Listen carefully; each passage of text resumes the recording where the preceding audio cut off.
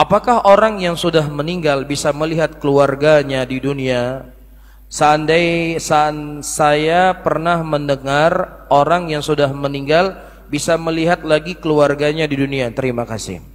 Pembahasan ini adalah pembahasan yang sudah pernah kita bahas, tapi tidak ada masalah untuk saya ulangi kembali. Allah Subhanahu wa taala menyebutkan sebuah ayat di dalam Al-Qur'anul Karim. Rabbirji'uni la'ali a'malu salihan fima tarak. Kalla innaha kalimatun huwa qailuha wa min waraihim barzakhun ila yaumi yub'atsun. Ya Rabbku, kembalikanlah aku ke dunia supaya aku bisa mengamalkan apa yang telah aku tinggalkan.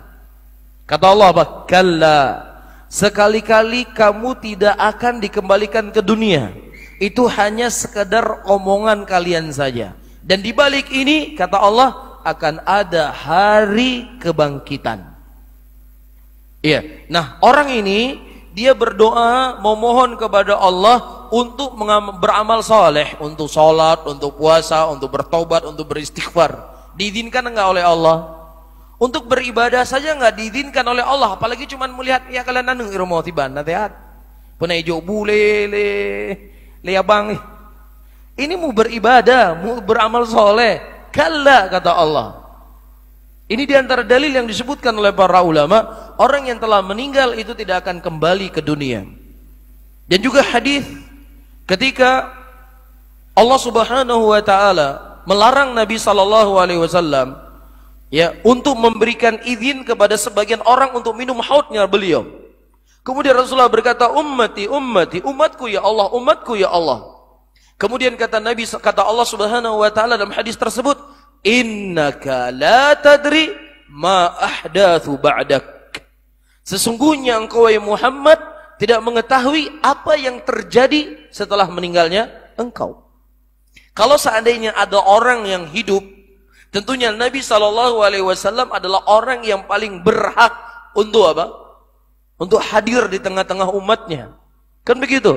Jadi kalau ada orang mengaku Rasulullah sallallahu alaihi wasallam hadir ketika kita memperingati acara Maulid, hadir di majelis kita, bahkan dia dengan dramanya dia berdiri, kemudian matanya seakan-akan melihat datangnya Nabi Muhammad sallallahu alaihi wasallam. Demikianlah orang-orang yang minim dengan dalil.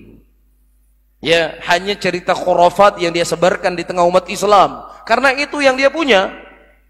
Adapun Ahlus Sunnah, ya, enggak perlu cerita-cerita ini mereka ombarkan di tengah umat Islam, tapi yang mereka ajarkan umat Islam adalah apa yang datang dari Allah, apa yang datang dari Rasul.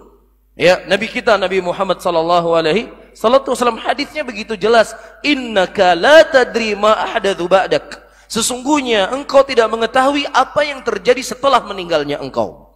Nah, kalau seandainya ada Pak Ustadz bapak saya foto ada CCTV-nya, betul bapak saya. Ya, maka tentunya ayat Al-Quran itu lebih dikedepankan daripada ucapan kamu. Dan bisa saja itu syaitan yang menjelma mirip dengan bapakmu dan mirip dengan ibumu atau mirip dengan siapapun. Disebutkan dalam sebuah hadis, di antara kelebihan yang Allah berikan kepada Dajjal, yang dengannya Dajjal akan menyesatkan kebanyakan manusia di muka bumi ini, dia bisa menyerupai seseorang yang mirip dengan ibu dan bapaknya. Ya, kemudian orang yang mirip dengan ibu bapaknya tadi berkata, wahai anakku, sesungguhnya ini Tuhanmu, si Dajjal ini Tuhanmu, sembahlah dia. Jadi ini merupakan permainan syaitan para hadirin yang dimuliakan oleh Allah. Jadi hati-hati.